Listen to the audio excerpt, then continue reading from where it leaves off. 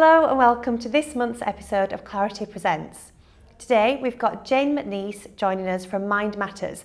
Mind Matters is a training company around mental health and well-being. So it's great to have you here today, Jane. The topic for this month for our Hearts and Minds manifesto is well-being and profitability. So what I really want to discuss with you today is how we can balance the two, ensure that our employees' well-being is being looked after, but also making sure that the bottom line is protected and that we're remaining profitable. So looking at well-being then, how important is it to ensure well-being for your employees? It's really important to think about both the mental and physical well-being of all employees for any business, and there's a variety of different reasons why we need to do that. Looking at things like our people's absence rates, so how can we reduce absence rates or ensure our absence records are actually accurate in reflection of the types of things that people might be going off work with. And also to think about presence, supporting those who are in the workplace and ensuring their mental and physical well-being is as good as it could possibly be. At its most fundamental level, happy, healthy staff work better. They produce better goods if that's a manufacturing company, and they produce better services, more effective services if they're a service provider. That is seen both within the company, by managers, staff, colleagues, but also by other stakeholders. So that will include customers and other people involved with the business. That in turn has an effect on the bottom line, so we see improved profits as a result of good well-being within staff. It also generates a loyalty from staff, so staff are more likely to stay with the employer and recognise that their employer has a human interest in their health and mental well-being. Yeah, no, I can see that. So looking at travel then, if the employer needs to have an interest in the employee's well-being, travel, that can often cause a strain on employees, but it's often a large part of people's jobs and it's something that needs to be done. So what are the regular strains that we can see, the strains that come up again and again for people that travel? Again, with travel, there's quite a number of different challenges and potential stressors, whether that is national travel or international travel. I think one of the key ones is tiredness and fatigue associated with travel. So whether that is as a result of train travel, flights or car journeys, and also any stress associated with travel plans being disrupted or the planning associated with that as well. So fatigue's probably quite a significant one, but lots of other aspects as well. People being away from family, from loved ones when they're away travelling, and also if someone's going through a different time zone, the impact of that time zone, perhaps changes to nutrition, maybe use of stimulants, things like nicotine, caffeine while they're away as well, having an impact, a negative impact on that person's well-being. So there are quite a few different things that both the employer and employee need to consider and manage to generate good well-being. Yeah, absolutely. There's several things there, and as you were saying them, kind of nodding away of yes, I can identify with a number of those. I mean, looking at the fatigue, which was one of the first ones that you flagged up, and also the stress of disruption and changes to plans, do you have any kind of coping mechanisms or tactics or ways that both an employee and employer could minimise those strains? Yeah, I think there are a number of considerations. So if we're looking at being away from home, ensuring that effective plans have been made. So if there is a lot of maybe flight travel, disruption to journeys or indirect flights, thinking about perhaps maybe giving someone an additional night over after any business work that they've been doing, or perhaps a night before, thinking about planning journeys so the person effectively knows where they're going, and reducing the stress of kind of navigating their way to their work.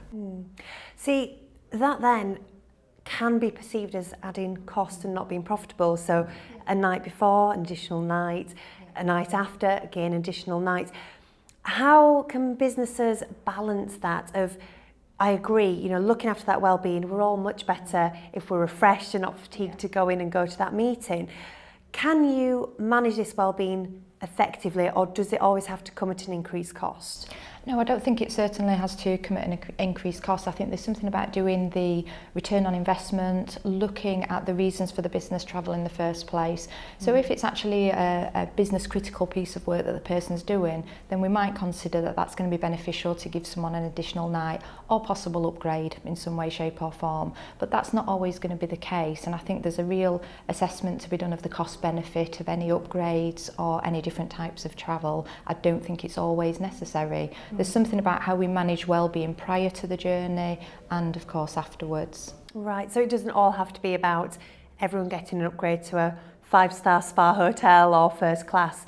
There are lots of different ways we can manage well-being without it necessarily having to impact that bottom line. Absolutely, and I think when we're thinking about upgrades to things like business class or 5-star hotels, I think we have to separate the cost benefit analysis and perhaps from any ego-driven reasons for upgrades, and really looking at that, you know, what are the reasons and what are the necessities of this travel. Yeah, because touching back on one of the strains of you saying when plans change, you know, we've all been there, trains being delayed, flight connections being missed, flights being cancelled.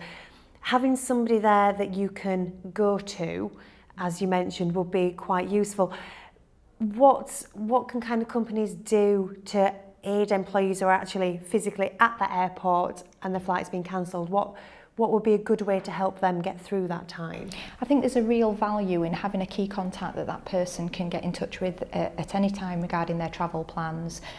Someone that they can form a relationship with over time, so that person might understand particular anxieties that they have around travel and how that can be minimised, so they can find out if there's any changes to connections, any delays, and what kind of plans can be put in next. So almost like an advocate on the ground, if you like, while they're away from home, and perhaps to liaise with families if that's something where there's a barrier as well. Yeah, that's a really interesting idea, because I mean, we've got lots of technology that will help you do that. So we've got our Go to Mobile app that will tell you if there's a delay, if platforms have changed, etc. But I think that I agree, there definitely is that human interaction element, which obviously then bringing in kind of TMC and the consultants to be able to add that element to it of sometimes you just need somebody to chat to you, talk you down, don't you, and kind of talk through things, as great as apps and technology are. So benefits then to the actual employer. What would you perceive as being some of the main benefits in looking after well-being of your employees? If employee wellbeing is good, we know that they perform better. So we do know that they're likely to give better services, as I say, produce better goods, more effective workers. That in turn is going to have its impact on the bottom line. Now, it could be an employer that has contracts to deliver services.